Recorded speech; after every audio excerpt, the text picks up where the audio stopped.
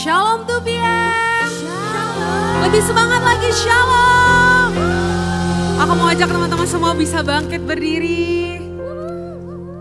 Aku percaya hari ini ada bukan karena kemauan kita, bukan karena kehebatan kita, tapi karena anugerah Tuhan, amin. Sebelum kita memuji Tuhan, aku mau ajak kita semua untuk satukan hati kita mau berdoa. Mengucap syukur Tuhan atas kebaikan-Mu Bapa. Biarlah Bapa siang hari ini kami mau bawa hati kami yang terbaik, pujian kami yang terbaik hanya untuk kemuliaan nama-Mu saja Tuhan. Terima kasih Tuhan, kami serahkan ibadah ini hanya ke dalam tangan-Mu saja. Hanya di dalam nama Tuhan Yesus yang siap memuji Tuhan, boleh sama-sama katakan amin. Oke, tahun 2026 adalah tahun amanat agung, di mana saya yakin dan percaya kita semua mau dipakai jadi berkat buat jiwa-jiwa, amin. Yang siap untuk jadi berkat boleh lambaikan tangannya. Boleh tunjuk kanan kirinya, katakan udah siap belum jadi berkat. Sama-sama tepuk tangan tuh Bian. Kita mau belajar lagu baru ya.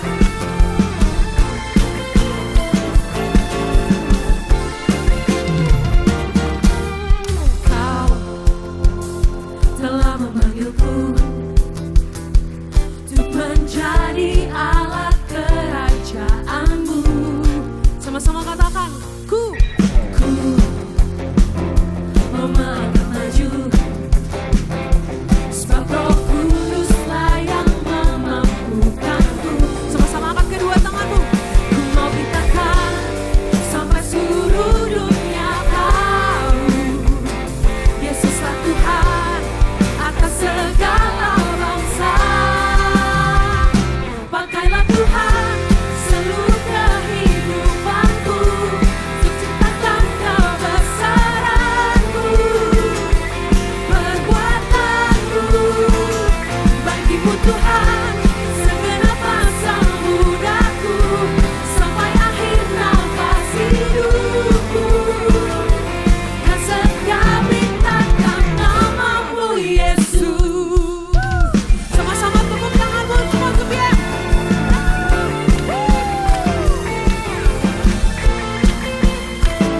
Come on, sama-sama katakan. Kau telah memanggilku untuk menjadi alat kerajaan-Mu. Ku mau melangkah maju, sebab Roh Kuduslah yang memampukanku. Come on tuh Bian. Ku mau beritakan sampai seluruh dunia tahu, Yesus, Yesuslah Tuhan atas segala bangsa.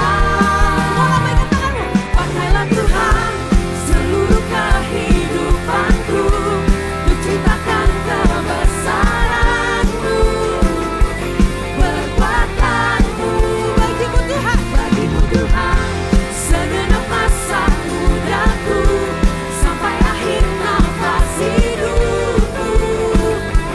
Kan setia mintakan nama-Mu Yesus. Biar lagu ini jadi komitmen kita kalau kita mau dipakai oleh Tuhan buat generasi yang mau dipakai sama Tuhan. Silakan. Shout haleluya. Sama-sama tepuk tangan tuh kuat tuh Bian. Hey, hey, hey, hey, hey, hey, hey, hey, hey, hey, hey. Sama-sama katakan, angkat tanganmu. Ku mau beritakan sampai seluruh dunia tahu, Yesuslah Tuhan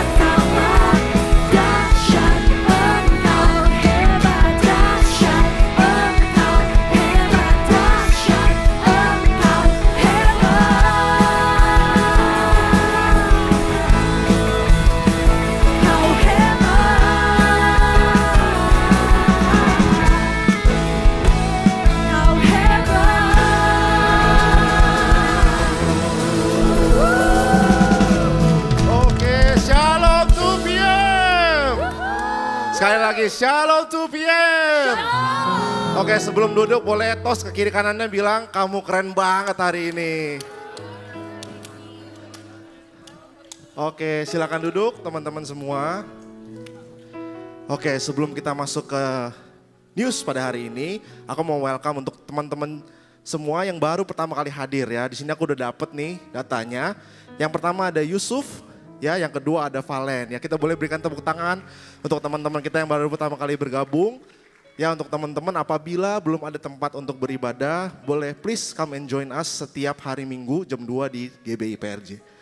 Oke, teman-teman, next kita mau memberikan offering. Aku ajak teman-teman untuk sama-sama berdoa untuk memberikan persembahan. Mari kita tundukkan kepala. Ya Tuhan, terima kasih ya Tuhan untuk hari ini. Kami dapat berkumpul, kami dapat bersatu di tempat ini kembali ya Tuhan. Sebentar kami mau memberikan persembahan. Biar ya Tuhan persembahan kami yang kami berikan adalah persembahan yang terbaik ya Tuhan kepadamu ya Tuhan. Kami percaya apa yang kami berikan bisa bermanfaat di momen yang tepat juga ya Tuhan. Terima kasih ya Tuhan, inilah waktu kami memberi hanya dalam nama-Mu, haleluya, amin. Silakan memberi teman-teman, bisa scan QR yang ada di depan dan bisa scan juga QR yang ada di bangku depan dari teman-teman semua. Oke, selagi memberi persembahan, berikutnya aku juga mau announce kalau kita 2 PM itu ada cool ya teman-teman. Ya, kita berawal dari tadinya, ya kita berawal dari 10 cool, lalu kita bertambah jadi 11 cool dan sekarang kita sudah ada 12 cool teman-teman. Ya, kabar baik untuk kita semua kalau 2 PM itu memberikan wadah bagi kita semua untuk kita bisa berkomunitas di dalam Tuhan. Sama-sama kita bisa sharing dan kita sama-sama memuji dan menyembah Tuhan di dalam satu komunitas yang sama teman-teman. Oke, nextnya kita juga ada volunteer. Ini juga kabar baik untuk kita semua juga. Kenapa? Karena aku percaya kalau Tuhan itu memilih bukan yang bisa teman-teman. Tapi memilih siapa yang mau. Oke, dan kabar baiknya 2 PM itu membuka wadah untuk teman-teman yang mau untuk melayani Tuhan lebih lagi. Kita ada banyak banget spot. Ada di Sunday Service, Praise and Worship, Creative Team, dan di Nursery Team. Oke, teman-teman bisa langsung scan, bisa langsung apply dan pastinya nanti akan ditempatkan di tempat yang tepat teman-teman. Oke, lalu next berikutnya ada announcement yang sangat menarik, sangat exciting teman-teman. Ada video yang ingin aku tunjukkan, boleh dibantu multimedia untuk tampilkan videonya.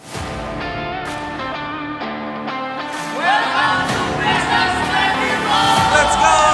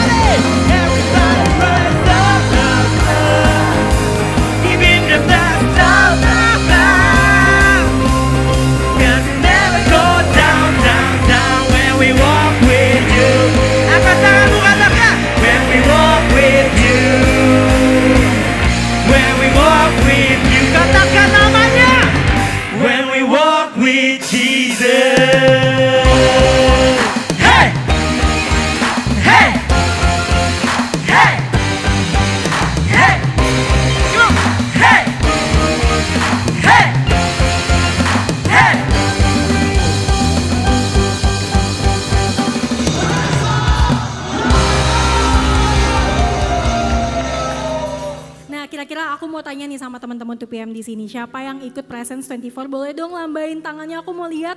Wah, ternyata masih banyak yang belum ikut juga yang kemarin Iya. ya Aldi ya. Nah, tapi tenang aja, kita punya kabar baik buat teman-teman yang belum pernah ikutan Presence 24. Jadi, di tahun ini kita bakal adain lagi Presence 26 dengan tema Go. Nah, untuk Presence 26 ini bakal diadain di Taman Bukit Palem tanggal 28 sampai 30 Agustus dan itu dilaksanainnya di hari Jumat sampai juga dengan Minggu. Jadi buat teman-teman yang mau ikutan atau mau join untuk retretnya, boleh banget nih scan QR code yang ada di layar ini atau kalian bisa juga tanya-tanya lebih lanjut di booth yang ada di depan. Nah, kira-kira nih Aldi, kalau misalnya kita mau daftar, itu bakal bisa dapetin apa aja ya benefitnya? Nah, kalau untuk di Presence 26 kali ini teman-teman, kita mendatangkan orang yang sangat spektakuler. Ya kita akan mendatangkan guest worship leader yaitu Billy Simpson, Iya, Michelle. betul banget. Kita bakal kedatangan guest star yaitu Billy Simpson yang akan bersama-sama memimpin worship dan juga praise party di Retreat Presence 26 kita. Nah, untuk itu jadi buruan, jangan sampai kehabisan untuk daftar Presence 26-nya. Dan selain itu nih Aldi, aku juga punya informasi menarik lagi nih. Selain kita punya ada guest star, kita juga ada free tiket konser Planet Shakers. Wow, Nah, ya, free tiket konser Planet Shakers-nya hanya untuk orang-orang yang mendaftar di Early Bird. Nah, ini limited stock banget nih Aldi. Jadi terbatas banget nih yang dapat free tiket konser Planet Shakers. Oke, gitu. nah Michelle, kalau boleh tahu nih, Presence 26 ini tuh kira-kira jam keberangkatan tuh gimana sih Michelle? Nah, untuk keberangkatannya kita tuh ada 3, ada yang di sore dan 2-nya tuh di malam ya Aldi ya, bener ya. Jadi buat teman-teman yang hari Jumatnya masih ngantor, tenang aja. Karena kalian juga pasti akan bisa memilih jam keberangkatan sesuai dengan kebutuhan kalian. Kalian mau ngambil cuti bisa berangkat di sore, atau kalian mau pulang kantor dulu berangkatnya malam juga bisa di. Oh, berarti fleksibel banget ya. Betul, fleksibel banget. Oke, nah terus ada pertanyaan lagi nih. Kak, ini harganya apakah saya harus bayar full dulu atau gimana ya? Nah, tenang aja. Untuk Presence 26 kali ini kita punya promo-promo dan juga paket-paket menarik nih di. Oke. Jadi buat teman-teman yang belum tahu nih, kita punya 3 paket. Yang pertama itu adalah iGo, itu untuk 1 orangnya atau per orangnya. Itu kalau di early bird di 750.000, ada juga untuk couples atau misalnya pasangan suami istri yang baru menikah. Nah, itu bisa tuh daftar di Go Plus One dengan harga 2.200.000 dan juga ada juga di Go Crew itu bisa pilih teman-teman yang kalian mau untuk jadi teman sekamarnya di. Oh, oke. Satu kamar berapa orang, Cel? Satu kamar ada 4 orang. Tapi kalau suami istri cuman berdua, nggak bisa bareng nih. Kalau nggak salah berempat bukan sih kamarnya? Iya, Berempat betul. ya? Bener banget. Oke, satu kamar berempat dan Satu Go kamar Crew itu berempat. bisa langsung pilih ya Betul, teman-teman kamarnya ya. Bener Oke. banget. Jadi untuk Go Crew kalian bisa ajakin teman-teman kalian dan kalian bisa langsung sama teman-teman kalian dalam satu kamar. Gitu. Nah, kira-kira nih Di, kalau misalnya ada pertanyaan-pertanyaan lagi yang lebih detail-detail, kita harus kemana ya? Oke, bagi teman-teman yang masih punya pertanyaan mendetail yang kalian perlu tanyakan, kita juga ada open booth teman-teman sampai minggu depan di booth fundraising depan sekaligus booth regis juga. Ya jadi teman-teman jangan khawatir kalau kalian punya pertanyaan yang lebih lanjut, bisa langsung temuin kita di sana, ada panitia yang siap membantu teman-teman sekalian. Betul banget, jadi jangan lupa untuk daftarkan Presence 26 dan juga jangan lupa jajan di fundraising di sebelah sana atau mau tanya-tanya di booth Go-nya juga boleh ya teman-teman. Silakan yuk kita bersatu dalam doa. Oke, teman-teman sebelum kita berdoa untuk detil-detil daripada Presence 26 bisa juga kita lihat di sosmed 2PM. Ya itu ada di TikTok dan di Instagram kami. Ya, oke, dan juga untuk di sosmed kami juga biasa setiap hari Sabtu juga ada prayer request teman-teman.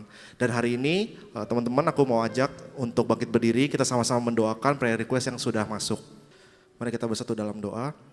Tuhan terima kasih ya Tuhan pada hari ini kami berkumpul ya Tuhan untuk berdoa kepada teman-teman kami ya Tuhan yang sudah menaruh prayer requestnya di sosmed 2PM ya Tuhan. Tuhan kami mau berdoa ya Tuhan untuk teman kami yang sedang menghadapi sidang akhir ya Tuhan yang akan berlangsung 2 minggu lagi. Tuhan biarkanlah dia diberikan hikmat akal budi yang daripadamu ya Tuhan. Kepintaran Daniel Engkau turunkan kepadanya ya Tuhan dan dia bisa menghadapi setiap pembimbing, setiap penguji ya Tuhan, supaya dia bisa lulus dengan baik, dengan nilai yang terbaik ya Tuhan. Kami juga mau mendoakan ya Tuhan untuk teman kami yang sedang menghadapi skripsi ya Tuhan. Kami mau mendoakan ya Tuhan supaya skripsinya bisa cepat selesai ya Tuhan, karena teman kami ini sudah cukup mentally drain ya Tuhan. Kami percaya Tuhan bahwa hanya Engkau lah ya Tuhan yang bisa memeluknya, hanya Engkau lah yang bisa menghiburnya ya Tuhan. Kami percaya bahwa Engkau akan menuntun dia sampai di akhir skripsinya nanti ya Tuhan. Terima kasih, kami juga mau ya Tuhan mendoakan teman kami supaya bisa dikuatkan terus dalam pekerjaannya untuk bisa mencapai target. Dikuatkan terus dalam pendidikannya Tuhan untuk bisa mencapai target di pendidikannya juga ya Tuhan. Terima kasih Tuhan, kami mau lanjut dalam ibadah kami ya Tuhan. Dalam nama-Mu, haleluya, amin.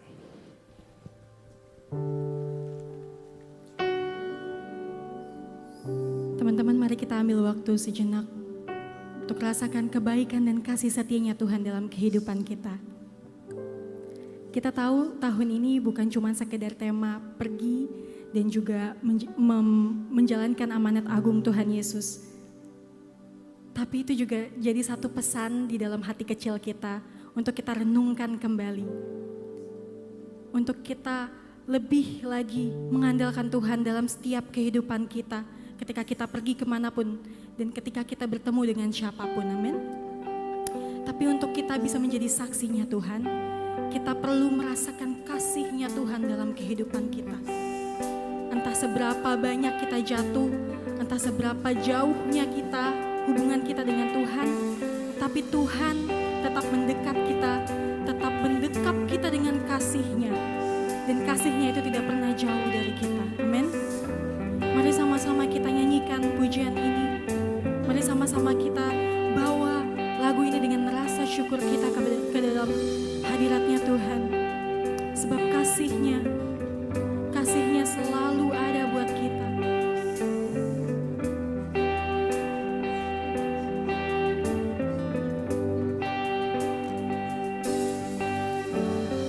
You put your love on the line to bear the weight of sin that was mine. Washing my river of wounds into the sea of your infinite love. With arms held high, Lord, I give my life, knowing I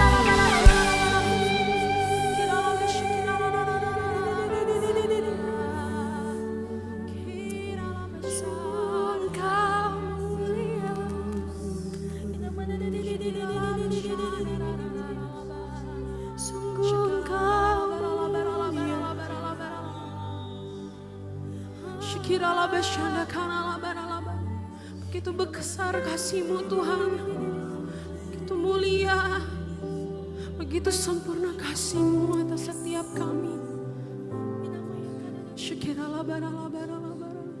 Dengan apa kami balas Tuhan? Kebaikan Tuhan, kasih Tuhan. Selain kami memuji menyembah-Mu Tuhan. Biar hidup kami Tuhan jadi persembahan yang harum buat Engkau. Biar hidup kami Tuhan hanya untuk menyenangkan-Mu. Biar hidup kami Tuhan terus kejar perkenanan-Mu Bapa. Oh Mari rasakan hadirat yang mengalir di tempat ini.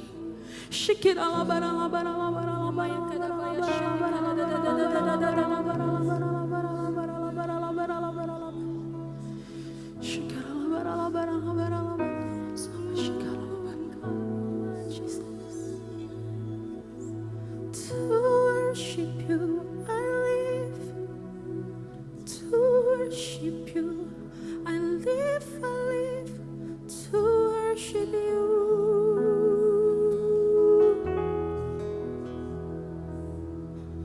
To worship you I live, to worship you I live, to worship you.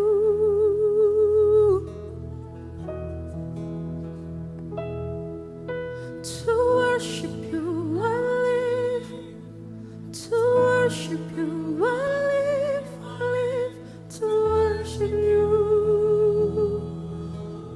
Sing it again, to worship you, to worship you I live, to worship you I live, to worship you. Oh, oh, oh.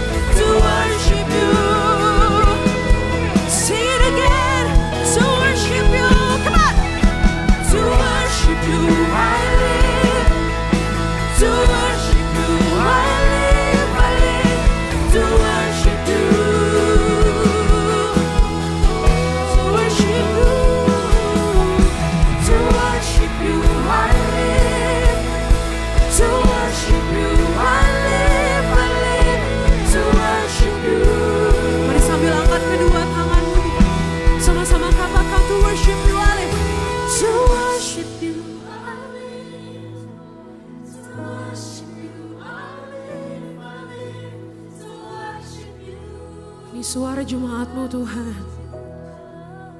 Come on, one more time sing. To worship You I live.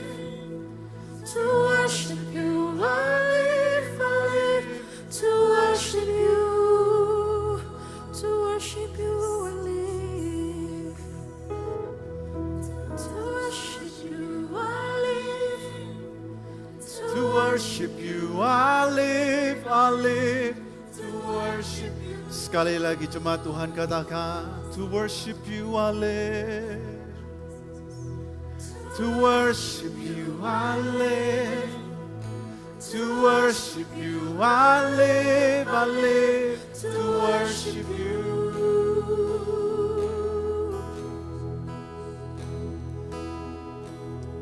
Kami berdoa Tuhan,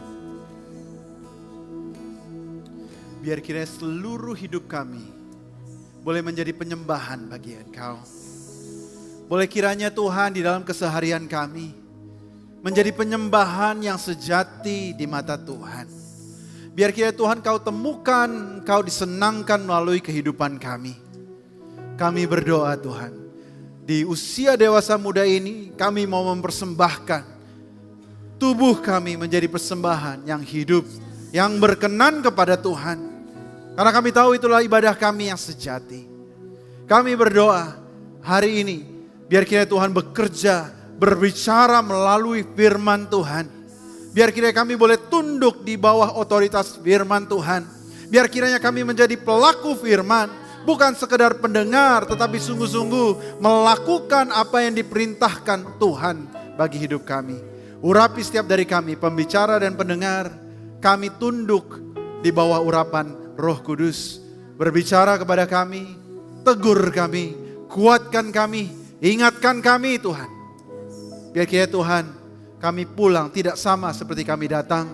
Kami pulang dikuatkan, kami pulang mengerti isi hati Bapa. Kami berdoa di dalam nama Yesus. Semua yang percaya katakan amin, amin. Berikan tepuk tangan buat Tuhan kita. Lebih meriah lagi buat Tuhan kita. Silakan duduk saudara-saudara yang dikasihi Tuhan. Shalom saudara-saudara yang dikasihi Tuhan. Berapa banyak yang diberkati Tuhan?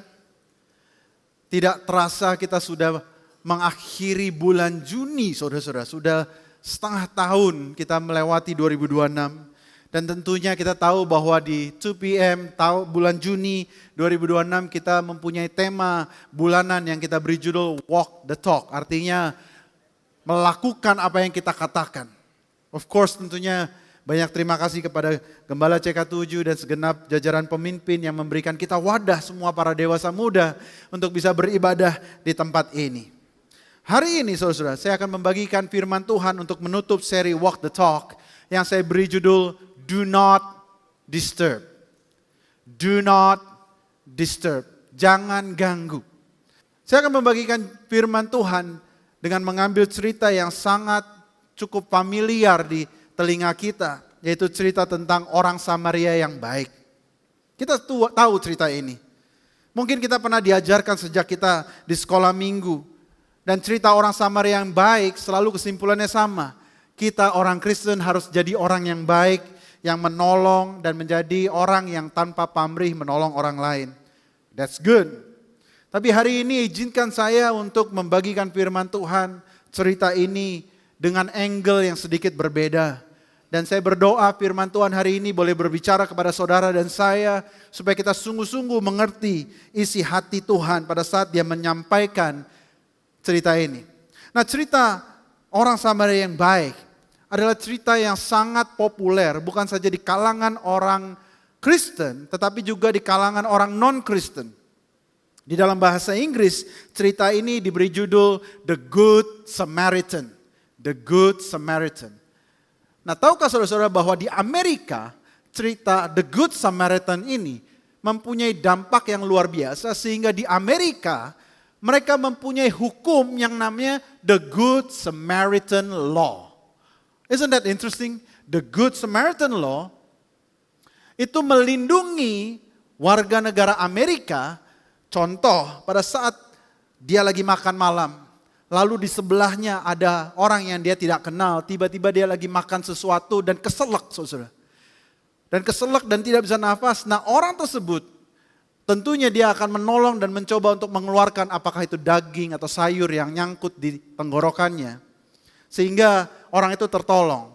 Nah seringkali pada saat dia melakukan CPR atau melakukan tindakan, seringkali itu ada kemungkinan karena begitu kuat dia melakukannya, itu bisa mematahkan rusuk yang ada di orang tersebut. So the Good Samaritan Law itu melindungi warga negara Amerika yang menolong orang lain dan pada saat di dalam tindakannya menolong dia melukai orang lain itu dan orang lain itu tidak bisa menggugat dia. That's the Good Samaritan Law. Nah di beberapa bagian Amerika ada 4 state yang saya tahu khususnya Vermont, Minnesota, Rhode Island. Itu berbeda the Good Samaritan Law-nya. Di tempat state itu, negara bagian itu, the Good Samaritan Law berlaku seperti ini. Jika kita lagi jalan dan kita lihat ada orang yang sekarat dan membutuhkan pertolongan, sebagai warga negara Amerika, di negara bagian itu kita diharuskan untuk membantu orang yang sekarat. That's the Good Samaritan Law. Minimal dikatakan kita harus menghubungi 911 untuk mencari pertolongan bagi orang yang membutuhkan. Hanya ada 4 state dari banyaknya state di Amerika. Kebanyakan besar state di Amerika tidak mempunyai hukum yang mengharuskan warga negaranya untuk menolong orang lain yang dalam keadaan sekarat. So the Good Samaritan Law is something yang benar-benar menurut saya begitu berdampak bukan hanya di dalam Alkitab, tetapi juga di hukum negara Amerika. Hukum bisa melindungi kita pada saat kita memilih untuk menolong. Tetapi hukum di Amerika ini, the Good Samaritan Law ini tidak bisa memaksa kita untuk peduli kepada orang lain. Dan disinilah yang saya akan bagikan. Apa sih arti the Good Samaritan story sesungguhnya? Apa sih maksud Tuhan sesungguhnya di dalam cerita orang Samaria yang baik ini? Kita akan baca ayatnya di Lukas 10 ayat 25-37. Pada suatu kali berdirilah seorang ahli Taurat yang untuk mencobai Yesus. Katanya, "Guru, apa yang harus kuperbuat untuk memperoleh hidup yang kekal?" Jawab Yesus kepadanya, "Apa yang tertulis di dalam hukum Taurat? Apa yang kau baca di sana?" Jawab orang itu, "Kasihilah Tuhan Allahmu dengan segenap hatimu dan dengan segenap jiwamu dan dengan segenap kekuatanmu dan dengan segenap akal budimu dan kasihilah sesamamu manusia seperti dirimu sendiri." Lalu kata Yesus kepadanya, "Jawabmu itu benar, perbuatlah demikian, maka engkau akan hidup." Tetapi untuk membenarkan dirinya, orang itu berkata kepada Yesus, "Dan siapakah sesamaku manusia?" Jawab Yesus, "Adalah seorang yang turun dari Yerusalem ke Yeriko. Ia jatuh ke tangan penyamun-penyamun yang bukan saja merampoknya habis-habisan, tetapi yang juga memukulnya dan yang sesudah itu pergi meninggalkannya setengah mati." Kebetulan ada seorang imam turun melalui jalan itu. Ia melihat orang itu tetapi ia melewatinya dari seberang jalan. Demikian juga seorang Lewi datang ke tempat itu. Ketika ia melihat orang itu, ia melewatinya dari seberang jalan. Lalu datanglah orang Samaria yang sedang dalam perjalanan ke tempat itu. Dan ketika ia melihat orang itu, tergeraklah hatinya oleh belas kasihan. Ia pergi kepadanya, lalu membalut luka-lukanya. Sesudah itu ia menyiraminya dengan minyak dan anggur. Kemudian ia menaikkan orang itu ke atas keledai tunggangannya sendiri. Lalu membawanya ke tempat penginapan dan merawatnya. Keesokan harinya ia menyerahkan 2 dinar kepada pemilik penginapan itu. Katanya, "Rawatlah dia. Dan jika kau belanjakan lebih dari ini, aku akan menggantinya waktu aku kembali." Siapakah di antara ketiga orang ini, kata Yesus, menurut pendapatmu adalah sesama manusia dari orang yang jatuh ke tangan penyamun itu? Jawab orang itu, ahli Taurat itu menjawab, "Orang yang telah menunjukkan belas kasihan kepadanya." Kata Yesus kepadanya, "Pergilah dan perbuatlah demikian." Hari ini saudara-saudara, firman Tuhan berbicara tentang orang Samaria yang baik. Dan kita tahu ceritanya ini berbicara tentang yang namanya kasih. Dan dari sini hari ini saya akan memberikan 3 poin apa yang Tuhan Yesus maksudkan dalam berbuat kasih. Yang pertama saudara, kasih itu dibuktikan bukan diucapkan. Love is proven, not just proclaimed. Kasih itu harus dibuktikan, bukan saja diucapkan. Perhatikan saudara, ahli Taurat yang bertanya kepada Tuhan Yesus. Dia bukan orang jahat. Dia bukan orang yang tidak kenal Tuhan. Justru sebaliknya kita tahu para ahli Taurat di zaman Tuhan Yesus adalah orang yang paling tahu firman Tuhan.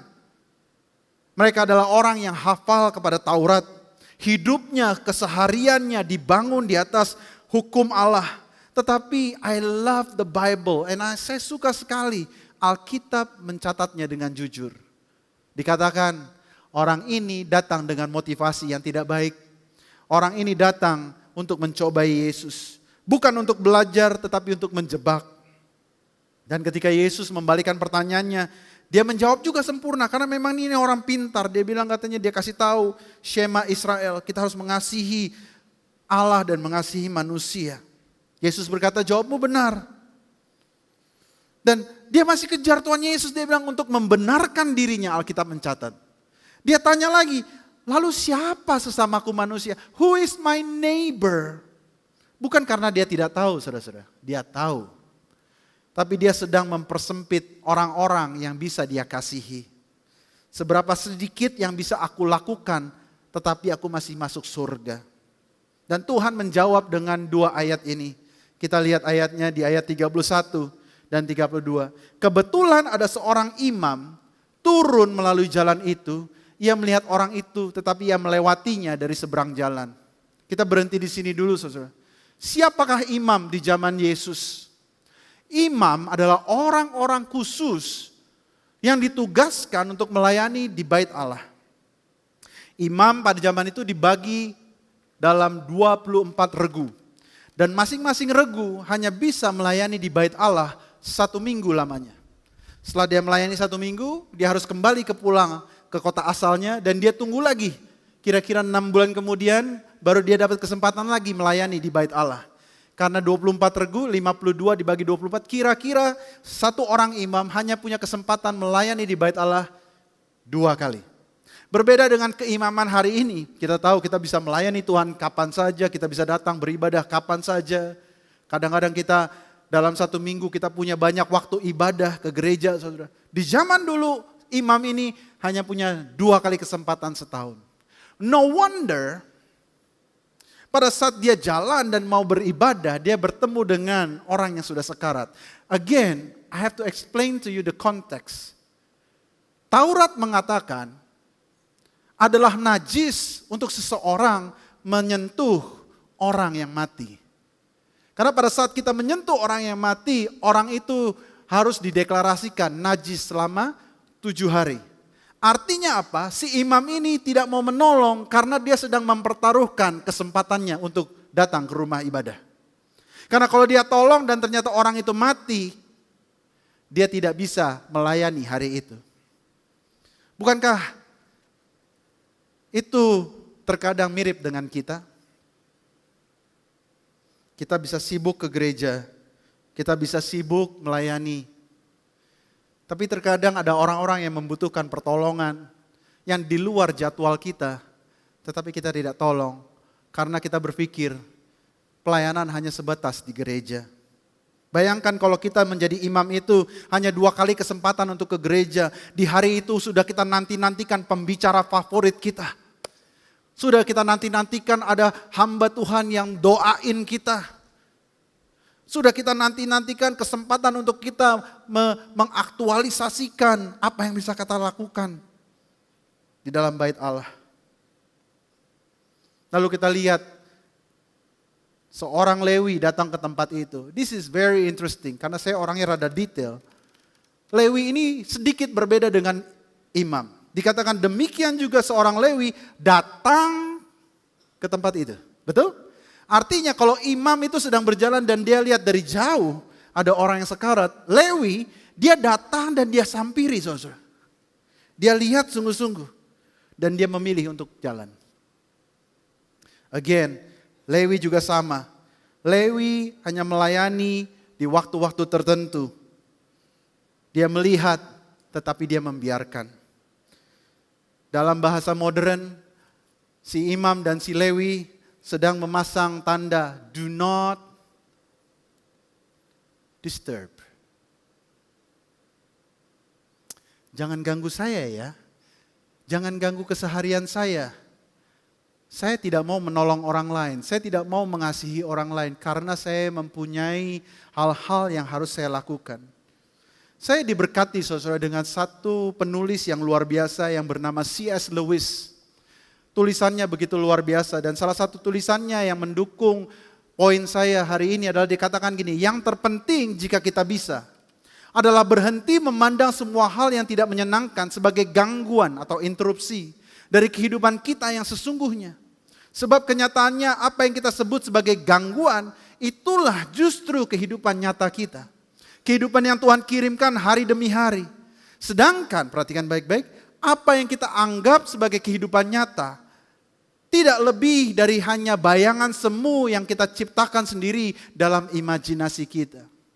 C.S. Lewis mengatakan, seringkali kita mempunyai visi, kita mau achieve ini, kita mau menggapai ini dan itu, seakan-akan semuanya sudah teratur dengan baik. Dan ada orang-orang, situasi-situasi tertentu yang menginterupsi rencana kita, betul? Seringkali kok ini mestinya nggak ada di bagian rencana kita, tapi seperti ada interupsi di dalam hidup kita. Sehingga kita diperhadapkan dengan pilihan.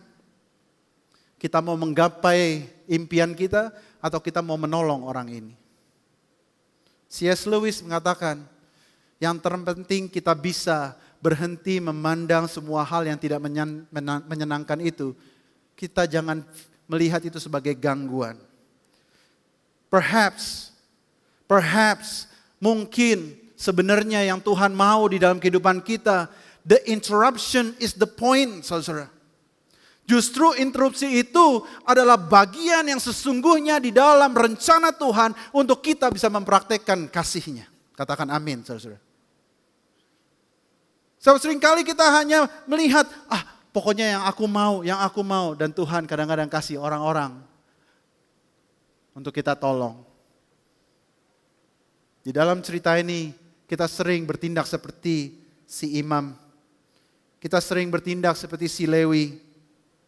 Pertanyaannya bukankah apakah kamu akan diinterupsi hari ini? Pertanyaannya adalah apa yang akan kita lakukan ketika interupsi itu datang? Karena saudara-saudara, perhatikan baik-baik. Kasih yang sejati tidak menunggu waktu yang ideal. Kasih yang sejati tidak menunggu tempat yang ideal. Kasih yang sejati tidak menunggu orang yang ideal. Melalui cerita orang Samaria ini, mungkin dia juga lelah. Mungkin dia juga sedang mencoba pergi ke satu tempat. Tetapi dia tidak mengizinkan interupsi itu membuat hatinya dingin. Love is proven, not proclaimed. Kasih kita sebagai orang Kristen, anak-anak Tuhan, kalau kita mau sungguh-sungguh melakukan amanat agung, harus dibuktikan dengan tindakan kita. Katakan amin, saudara. Percuma kita hanya berbicara dan berbicara dan berbicara, tapi kalau kita tidak melakukan kasih itu sendiri. So the question berikutnya adalah, siapakah sesamaku manusia? Kepada siapakah kasih ini harus kutujukan? Who is my neighbor? Siapa subjek kasih itu? Saya akan bagikan poin kedua yang kita bisa pelajari, yaitu love breaks barriers. Kasih harus menembus setiap batasan. Tuhan Yesus adalah Tuhan yang mempunyai skill bercerita yang paling hebat menurut saya. Khusus di cerita ini, Tuhan Yesus tanpa bisa ditebak, saudara. Dia menggunakan satu orang yang bernama orang Samaria ini untuk menjadi the unlikely hero.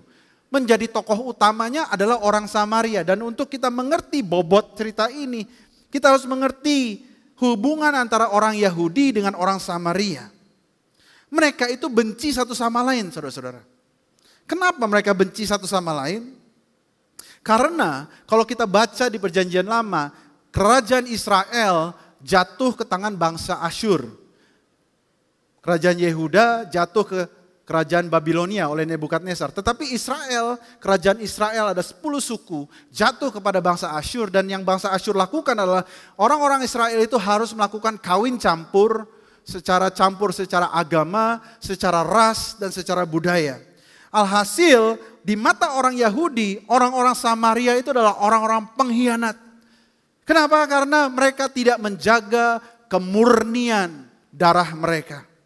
Bahkan sejarah menyatakan kalau orang Israel, orang Yahudi berdoa di Bait Allah di Yerusalem, orang Samaria membuat tandingan tempat ibadah, yaitu di gunung. Makanya ingat waktu perempuan Samaria bertemu dengan Tuhan Yesus, dia bilang, kita menyembah Tuhan di gunung. Nah, bagi orang Yahudi, membuat tempat ibadah tandingan, itu penghinaan tertinggi bagi orang Yahudi. That's why kebencian ini bukan sebagai prasangka biasa, tetapi ini sudah ada riwayat ratusan tahun dan luka yang dalam, saudara. Dan Yesus menjadikan orang Samaria sebagai the hero in this story. I can imagine Jesus pada saat dia menceritakan cerita ini, dia sengaja memprovokasi si ahli Taurat dengan menggunakan satu karakter yang paling dibenci sama orang Yahudi, orang Samaria.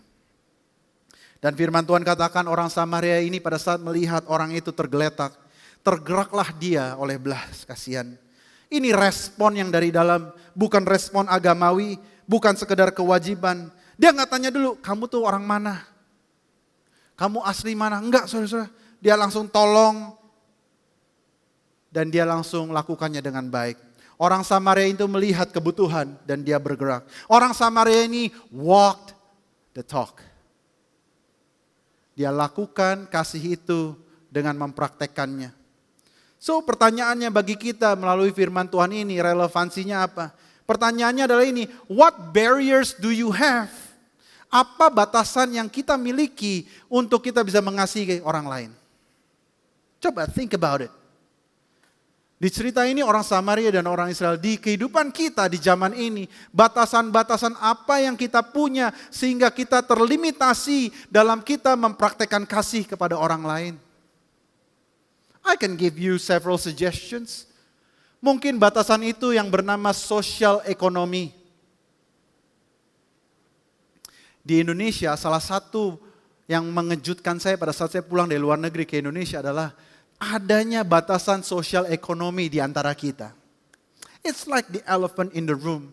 We know it's there, but nobody wants to talk about it. Siapa di sini yang diam-diam kita mengeliminasi orang-orang tertentu karena status ekonominya? Mungkin dia terlalu miskin buatmu. Atau sebaliknya, dan ini yang saya alami, mungkin dia terlalu kaya buat kamu, sehingga kamu tidak mau berhubungan dengan dia. Apakah kita punya batasan-batasan tersebut? Orang Samaria ini, saudara-saudara, pada saat dia menolong orang Yahudi yang dipukul dan setengah mati, dia nggak nanya, kamu penghasilannya berapa? Kamu pekerjaannya apa? Kamu jam tangannya apa? Tidak, saudara. Dia langsung melakukannya dan dia menolong.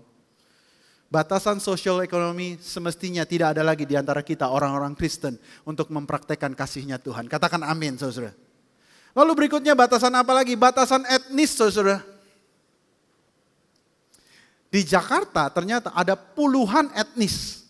Bahkan di Tupiam sendiri, walaupun kita mungkin 350-400 orang, kita ada orang-orang yang dari Palembang, dari mana lagi? Dari Batak, dari Papua saya tahu, ada yang dari Kalimantan, ada yang dari Sulawesi, ada yang dari Medan, ada yang suku Tionghoa, Tionghoanya Tionghoa Sunter, Tionghoa Jakarta Barat, banyak tuh saudara-saudara ya. Seringkali kita secara tidak sadar, kita membuat batasan-batasan tertentu dengan siapa kita bergaul. Kepada siapa kita mempraktekkan kasih kita. Tanpa kita sadari, kita melimitasi diri kita sendiri. Oh, dia orang A. Saya kan orang B. Ya udah, sendiri-sendiri aja. Well, can I tell you the truth? Injil Kristus tidak mengenal yang namanya sara, Tahu sara saudara? Suku, agama, ras, dan antar golongan. Kita yang menciptakan batasan-batasan itu. Kalau kasihmu hanya mengalir kepada orang yang sama denganmu, itu bukan kasih. That's why saya mempunyai mimpi, saya punya kerinduan besar bahwa 2PM adalah orang-orang yang paling welcoming. Semua suku, bangsa dan negara kita welcome. Amin saudara-saudara. Mereka juga layak mendapatkan kasih Tuhan. Sama seperti kita yang tidak layak Tuhan layakkan. Mereka pun layak mendapatkan kasih Tuhan. Katakan amin saudara-saudara. Ada satu batasan lagi yang sering terjadi di kalangan dewasa muda. Yaitu batasan ini. Batasan karakter saudara. What do I mean by batasan karakter? Kita hidup di era pendidikan yang luar biasa. Banyak tes karakter yang terjadi, betul? Siapa di sini yang pernah mengambil tes karakter DISC? DISC? Di sini siapa yang merah? Yang dominan?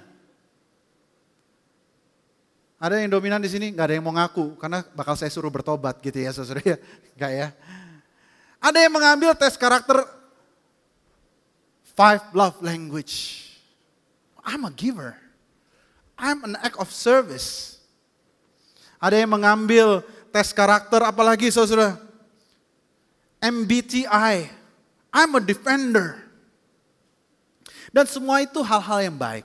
It's very good. Kita harus mengenal diri kita dengan baik. Tapi kita harus hati-hati. Personality type yang seharusnya menjadi alat untuk kita lebih baik terhubung dengan orang lain. Mulai dipakai untuk kita jadikan sebagai alasan untuk tidak berteman atau tidak cocok dengan orang-orang yang berbeda dengan kita. Saya kan introvert kok. Saya gak bisa tuh ngomong sama orang. Malu saya. Kok, gua tuh orang merah kok. Bangga lagi. Biasanya orang merah kan begitu kan. Gua orang merah kok. Gak bisa gue sabar-sabar, gak bisa. Gak bisa. Gue gas ke orangnya. Ada kaki orang gue injek gitu kan saudara. Tapi kok saya kan highly sensitive, emotional person. Tesnya mengatakan demikian. Saya gak bisa tuh berhubungan dengan orang yang rada menyebalkan. Nanti saya kena mental kok. Really? Secara tidak sadar Bapak Ibu, teman-teman, saudara-saudara yang dikasihi Tuhan. Kita menciptakan batasan-batasan tertentu sehingga kasih itu yang semestinya Tuhan mau memakai kita untuk menjadi alatnya, untuk memberkati orang lain, untuk mengasihi orang lain. Kita pakai batasan-batasan personality type. Sehingga kita tidak bisa menjadi berkat dan hilang kesempatan untuk orang itu dimenangkan bagi Tuhan. Orang Samaria ini, saudara-saudara, mungkin saja dia introvert karena dia jalan sendirian. Kalau dia ekstrovert mungkin dia bawa serame-rame gitu ya, jalan-jalan gitu ya. Dia sendirian, saudara, kayak orang introvert. He had all the excuses in the world. Dia punya banyak alasan untuk tidak menolong orang Yahudi ini. Mungkin dia capek, lelah dalam perjalanan panjang. Mungkin dia punya agenda lain di hari itu. Mungkin dia maunya menolong orang sesama orang Samaria. Firman Tuhan katakan, tergeraklah dia oleh belas kasihan dan dia bergerak. Personality test adalah deskripsi siapa kamu. Tetapi personality test bukanlah izin atau license untuk kamu tidak mengasihi orang yang berbeda dengan engkau. Katakan amin, saudara-saudara. Injil memberikan kita panggilan sebagai anak-anak Tuhan. Apapun personality kita. Untuk kita bisa mengasihi melampaui batasan-batasan yang ada di masyarakat. Only then it will be called love. Because if you only love those who love you back, it's not really love. Izinkan saya untuk bercerita satu cerita yang luar biasa. This is true story. Kira-kira 100 tahun yang lalu, 1934.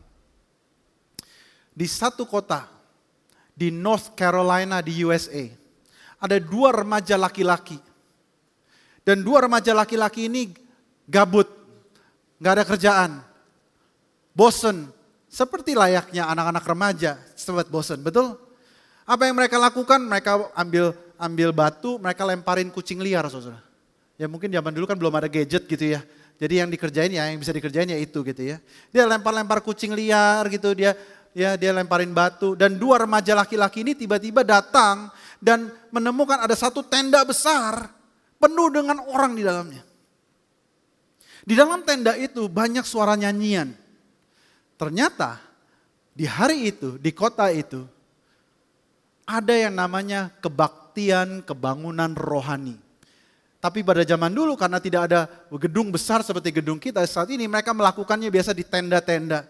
Dan 2 anak remaja laki-laki ini, dia masuk ke dalam tenda itu bukan karena dia punya hati ingin beribadah, of course not. Tapi seperti layaknya anak remaja, mereka bosen dan mereka dengar ada musik, mereka masuk ke dalam tenda. Ternyata di dalam tenda itu penuh dengan orang-orang yang menghadiri lebih awal dibandingkan mereka. Mereka sedang menyanyi dan mereka sedang menyembah Tuhan. 2 orang laki ini mereka belum pernah ke tenda kebaktian kebangunan rohani. Mereka bingung, mereka kikuk. Dan mereka tidak mendapatkan tempat duduk, saudara-saudara. Alhasil mereka putar badan, mereka berdua keluar. Mereka keluar dari tenda. Selang belum lama dia keluar dari tenda, tiba-tiba ada bapak-bapak tua lari-lari nyamperin dia. Guys, jangan pulang dulu. I've just got the seats for you. Saya punya tempat duduk buat kamu. Kamu jangan pulang dulu. Saya sudah siapkan tempat buat kamu. Dan tahu saudara-saudara tempatnya di mana? Tempatnya di barisan paling depan. Jadi 2 anak remaja laki-laki ini duduk paling depan di kebaktian kebangunan rohani. Hatinya juga nggak di situ, terpaksa. Bisa bayangkan saudara betapa awkwardnya mereka itu. Akhirnya mereka ikut kebaktian kebangunan rohani, pembicaranya juga nggak tahu siapa. Usher ini juga dia nggak tahu siapa. Akhirnya tahu apa yang terjadi di tenda itu yang besar. 2 remaja ini memberikan hidupnya untuk Yesus Kristus. But it doesn't stop there. 2 remaja ini memberikan hidupnya kepada Tuhan Yesus hari itu. Karena ada satu bapak-bapak tua yang berlari keluar dan berkata, I've just got the seats for you. Aku sudah siapkan tempat buat kamu. Bapak ini sampai hari ini tidak diketahui namanya siapa. Bapak ini juga mungkin gak tahu 2 orang ini jadi apa. Bapak ini adalah orang usher yang biasa. Tetapi ternyata saudara, pada saat dia berkata, I've just got the seats for you. Dia tidak tahu bahwa salah satu dari 2 remaja ini bertumbuh besar dan menjadi penginjil yang luar biasa. Dan namanya adalah Billy Graham. Billy Graham adalah pengkhotbah dari Amerika, dari North Carolina, yang dikabarkan sudah memberitakan Injil bukan kepada 200 orang, bukan kepada 300 orang, 200 juta orang. Dia menjadi advisor Presiden Amerika demi Presiden Amerika. Dia menjadi orang yang paling luar biasa di dalam pelayanannya. Bayangkan kalau hari itu bapak tua itu tidak mengatakan, I've just got the seats for you. Dia bisa saja dengan nyaman, ya anak remaja apa sih, paling anak-anak badung, anak-anak nakal nih. But this guy, Usher ini, yang sampai hari ini kita tidak tahu namanya, berkata, I've just got the seats for you. So, bagaimana dengan kita 2PM? Kalau kita mau sungguh-sungguh Tuhan kirimkan jiwa-jiwa. Kalau kita mau Tuhan pakai, kita percaya visi gereja kita tahun ini, tahun amanat agung. Do we have the love? Do we have the love to reach the unreached, saudara-saudara? Apakah kita punya kasih untuk kita bisa mengasihi orang lain supaya mereka bisa datang ke gereja ini? Bisakah kita menerima orang lain yang berbeda dengan kita? Atau kita hanya pintar bergaul dengan orang-orang yang mirip dengan kita? Kita hanya enak bergaul dengan teman-teman yang ring satunya kita. Saya berdoa melalui cerita orang Samaria ini, kita mulai berubah. Bahwa kasih itu harus melampaui batasan. Amin saudara-saudara. This is hard to do. Tapi Yesus melakukannya.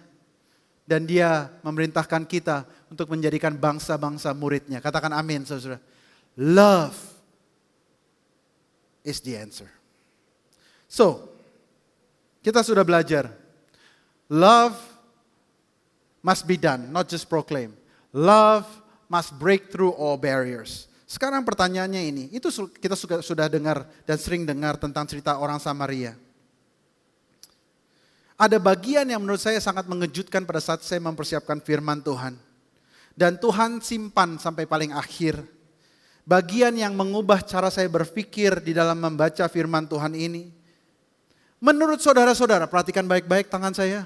Menurut saudara-saudara, pada saat Yesus berbicara kepada ahli Taurat, kira-kira Tuhan sedang maksudkan si ahli Taurat ini karakter yang mana di cerita ini? Coba pikir. Apakah si ahli Taurat ini si imam, si Lewi, si Samaria, siapa? Dan pertanyaan yang saya mau lontarkan kepada saudara hari ini adalah karakter mana yang merepresentasikan kita di cerita ini? Coba dipikir. Untuk menjawab ini, saya akan ceritakan satu penemuan yang menarik juga. Dari seorang profesor teolog yang bernama Profesor Mark Allen Powell. Saya ceritakan. Profesor Mark Allen Powell, kita lihat di slide berikutnya. Dia itu profesor yang sangat terpandang, khususnya di bidang perjanjian baru. Dan dia mengajar di seluruh dunia.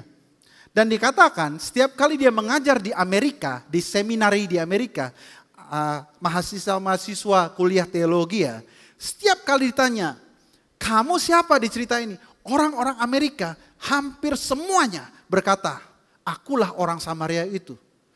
Makanya kita orang Amerika harus berani menolong orang lain. Betul ya saudara ya? Nggak salah. Dan itu yang selalu tertanam di dalam benak kita dari sekolah minggu. Kita mesti jadi kayak orang Samaria, kita mesti menolong orang tanpa pamrih, betul? Tapi ternyata Profesor Mark ini pada saat dia pergi dan mengajar di Afrika, responnya berubah. Dia tanya kepada mahasiswa teologi di Afrika, ditanyakan, menurut kalian itu karakter yang mana di cerita ini? Dan hampir semua responden mahasiswa di Afrika dikatakan, mereka tidak mengatakan mereka seorang imam, mereka tidak mengatakan mereka adalah orang Lewi, dan mereka tidak mengatakan mereka adalah orang Samaria. Orang-orang di Afrika mengatakan, kami adalah orang Yahudi yang patut ditolong, yang perlu ditolong. That blew my mind. All this time, selama ini saya selalu berpikir, cerita ini berbicara kepada kita untuk berbicara tentang bagaimana tadi poin 1 dan 2, kita harus menjadi orang yang menolong. Tapi ternyata Tuhan itu adalah storyteller terbaik dan dia tidak mempunyai hanya satu makna, tetapi dia mempunyai dua makna di cerita ini. Dan ini yang mau saya bagikan kepada saudara-saudara. Orang-orang Afrika itu mengidentifikasikan diri mereka sebagai orang Yahudi yang setengah mati, yang terdampar dan butuh pertolongan. Dan saya rasa saudara-saudara, itu benar. Menurut saya di cerita ini, kita semua bukanlah orang Samaria itu. Kita semua adalah orang yang harus ditolong. Karena kita tidak bisa menolong diri kita sendiri. Think about it. Bukankah itu pesan Injil sesungguhnya? Bukan apa yang bisa kita lakukan, tetapi apa yang dia bisa lakukan buat kita. Katakan amin, saudara-saudara. Bukankah itu pesan Injil bagi kita semua, bahwa manusia tidak bisa menolong dirinya sendiri, bahwa manusia tidak bisa melakukan perbuatan apapun untuk menyelamatkan dirinya sendiri, bahwa manusia membutuhkan seorang tangan penyelamat, a savior, untuk menolong mereka. Karena kita semua semestinya tidak bisa menolong diri kita sendiri. Sama seperti orang yang terluka itu, setengah atau hampir mati, kita tidak bisa bergerak, kita tidak bisa menolong diri kita sendiri, kita tidak punya pilihan siapa yang menolong kita, dan kita juga tidak bisa menentukan syarat-syarat orang menolong kita. Itulah kondisi kita sesungguhnya. Kita bukan orang Samaria. Di cerita ini, saudara-saudara yang dikasihi Tuhan, kitalah orang yang terluka dan hampir mati. So my next question is this. Jadi orang Samaria ini menggambarkan siapa? Siapa yang datang dari arah yang tidak diharapkan? Siapa yang dari tempat asalnya dikatakan, mungkinkah sesuatu yang baik datang dari Nazaret? Siapa yang dianggap sesat dan tidak layak oleh para ahli-ahli Taurat? Yang pada akhirnya disalib dan menjadi seperti penjahat. Siapa yang menolong manusia pada saat manusia tidak bisa menolong dirinya sendiri? Di cerita ini saudara-saudara yang dikasihi Tuhan, orang Samaria ini menggambarkan Tuhan Yesus sendiri. Katakan amin saudara-saudara. Dia berhenti untuk menolong engkau dan saya. Dia menyentuh, again, back to how I explain. Kalau kita menyentuh orang yang mati, kita menjadi najis, betul? Yesus menyentuh saudara dan saya. Orang-orang yang berdosa dan najis. Dia tidak peduli. Karena dia mau menolong kita. Dan bukan hanya itu, I love the story dikatakan orang Samaria ini menuangkan minyak, lambang bahwa itu adalah urapan Roh Kudus yang memulihkan, dan menuangkan anggur dikatakan bahwa itu lambang darahnya yang menyembuhkan. Dan dikatakan dia bayar penginapannya, dan kalau misalnya kurang, this is the most beautiful part of the story. Orang Samaria itu bilang, kalau kurang aku akan datang kembali dan membayarnya lunas. Isn't that a beautiful picture of the gospel? Bukankah itu gambaran Injil yang luar biasa indah? Bahwa suatu hari nanti Tuhan walaupun dia sudah menyelamatkan kita hari ini, dia akan datang kembali untuk sungguh-sungguh membayar semuanya. Melunaskan semuanya, menolong kita sepenuhnya. Dia akan datang kembali sampai sempurna, sampai dia kembali. That's why saudara, poin yang ketiga yang saya mau bagikan, boleh saya undang pemusik untuk maju ke depan. Love on the line. Poin pertama dan kedua berbicara tentang apa yang bisa kita lakukan. Apa yang harus kita lakukan. Kita berbicara tentang kasih itu bukan hanya diucapkan tetapi dilakukan. For sure. Dan kita berbicara tentang kasih kita tidak boleh pilih kasih.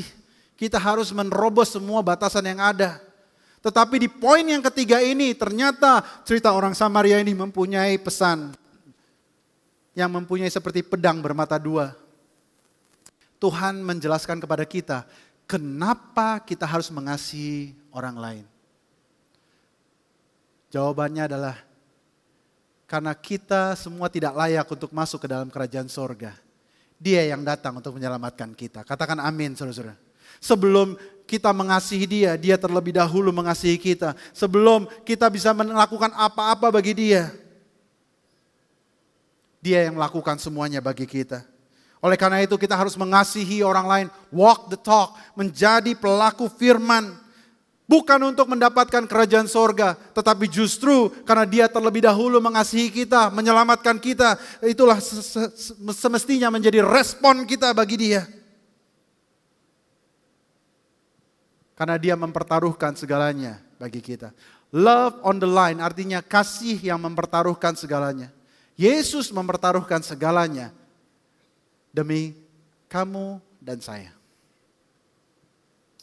He put everything on the line. Just to save you, save you, save you, save you, save you, save you, save you. Dia pertaruhkan dignity-nya, kehormatannya, dia pertaruhkan badannya, dia pertaruhkan omongannya, dia pertaruhkan kehormatannya. Hanya demi kita bisa diselamatkan. Katakan amin saudara. Jadi apa jawaban dari pertanyaan ahli Taurat itu? Guru, apa yang harus kuperbuat untuk memperoleh hidup yang kekal? Jawabannya bukan tentang apa yang bisa kita perbuat. Jawabannya adalah tentang apa yang dia sudah perbuat bagi kita. Katakan amin saudara-saudara. So if we listen to this, saudara saya berharap jemaat dewasa muda, jemaat tupian di tempat ini, kita sungguh-sungguh berpusatkan kepada Kristus. Apa yang dia sudah lakukan bagi kita di kayu salib. He paid it all. He will come back. and redeem us, menebus kita, keseluruhan kita. Sampai suatu hari nanti kita akan kekal bersama Dia selama-lamanya. Katakan amin, saudara-saudara. Saya akan tutup dengan ayat terakhir ini. Dikatakan, akan tetapi Allah menunjukkan kasih-Nya kepada kita oleh karena Kristus telah mati untuk kita ketika kita masih berdosa. Amin, saudara-saudara. Berapa banyak yang merasakan kasih Tuhan bagi hidupmu? Kita orang-orang yang tidak layak dikasihi, saudara. But yet, He put everything on the line so that He can save you, and save me. Boleh kita nyanyikan lagu ini sekali lagi. Dan kali ini dengan perspektif yang berbeda. Bahwa Jesus did everything. Yang kita harus lakukan hanyalah menerima dan meresponi kasih-Nya. Amin, saudara-saudara. Haleluya. Your love on the line to bear the weight of sin that was mine. Wash me, my river of wrong, into the sea, your infinite love. Mari kita bangkit berdiri sama-sama, kita katakan. With arms held high, Lord, I give my life, knowing I'm found in Christ. With your love forever, with all I am, in your grace I stand, the greatest of all romance, love of God, my Savior. Dia mempertaruhkan segalanya buat saudara dan saya. Dia mempertaruhkan kenyamanannya. Dia turun dari surga untuk menyelamatkan kita semua. That is the real love. Itulah alasan kenapa kita semua anak-anak Tuhan, kita harus menjadi orang-orang yang mempraktekkan kasih. Bukan sekedar omongan saja, tetapi sungguh-sungguh kita lakukan. Bukan ke orang-orang tertentu, tetapi kasih kita harus menembus batasan-batasan yang ada. Amin, saudara-saudara. Kita nyanyikan sekali lagi. You put everything on the line. Oh Lord Jesus. Mercy rose like hurricane wind, Fierce love.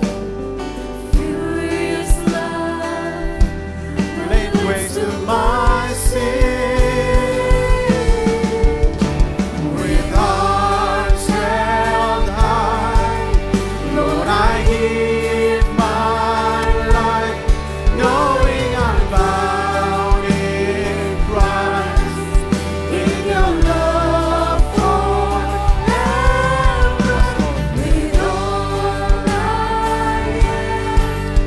In your grace I stand, the greatest of all romance, love of God, my Savior. With arms held high, Lord, I give my life, knowing I'm found in Christ. In your love forever, with all I am. In your grace I stand, the greatest of all romance, love of God, my Savior. With arms held high, Lord, I give my life, knowing I'm found in Christ. In your love forever, with all I am. In your grace I stand, the greatest of all romance, love of God, my Savior. Saya rindu kita semua menjadi pelaku-pelaku firman. Firman Tuhan hari ini is a double-edged sword. Saya rindu menantang dua tipe orang di tempat ini. Yang pertama adalah orang-orang yang belum pernah menerima Yesus sebagai Tuhan dan Juru Selamat. This is the time for you to receive. Orang yang tergeletak di jalan itu, dia tidak bisa memilih siapa yang menolongnya. Dia tidak bisa menentukan syarat bagaimana orang menolongnya. Yang bisa dia lakukan adalah receive. So hari ini mari kita tundukkan kepala. Tidak perlu lihat ke kiri dan ke kanan. Saya akan bertanya dan saya akan mengundang siapa dari kita di sini tanpa ada penghukuman yang mau menerima Yesus sebagai Tuhan dan Juru Selamat. Mungkin kau sudah lama ke gereja, mungkin bahkan kau melayani. Tetapi engkau tidak pernah mengambil keputusan pribadi yang mengatakan, Tuhan, aku mau menerima Engkau sebagai Tuhan dan Juru Selamat. Karena firman Tuhan katakan dengan mulut dan dengan iman kita percaya dan kita diselamatkan. Jika engkau orangnya, mari taruh tangan di dada dan saya rindu untuk mendoakan. Kalau engkau mau menerima Yesus sebagai Tuhan dan Juru Selamat, He is that good Samaritan for you. Thank you Jesus. Yang taruh tangan di dada boleh angkat tangan tinggi-tinggi. Haleluya. Thank you Jesus. Thank you Jesus. Terima kasih Tuhan. Thank you Jesus. Saudara bisa turunkan tangan. Orang yang grup yang kedua yang saya mau katakan. Pada saat kita sudah mendengar tentang cerita The Good Samaritan. Berapa banyak dari kita yang mau mendedikasikan hidup kita lebih lagi bagi Tuhan. Kau sudah menerima Tuhan, tetapi kasihmu kepada orang lain menjadi dingin. Kau melupakan siapa yang harus kita kasihi. Jika engkau mau mendedikasikan hidupmu kembali kepada Tuhan, kau boleh taruh tanganmu di dada. Kau boleh katakan, Tuhan, pakai aku. Aku gak mau menjadi pribadi yang mengasihi dengan batasan-batasan. Bukan sekedar omongan saja, tetapi aku mau menjadi pelaku-pelaku firman. Thank you Jesus. Thank you Jesus. Thank you Jesus. Terima kasih Tuhan. Thank you Jesus. Thank you Jesus. Buat yang baru pertama kali terima Tuhan Yesus, mari kita berdoa bersama-sama dengan semua jemaat. Dengan suara yang lantang kita berdoa. Ikuti saya, Tuhan Yesus. Lebih keras lagi, Tuhan Yesus. Hari ini aku datang kepadamu. Aku mengakui bahwa aku adalah orang yang berdosa. Dan aku tidak bisa menyelamatkan diriku sendiri. Aku percaya bahwa Engkau telah mati di atas kayu salib. Untuk menanggung dosa-dosaku. Hari ini aku membuka hatiku. Dan menerima Engkau sebagai Tuhan dan Juru Selamatku. Ampuni segala dosaku.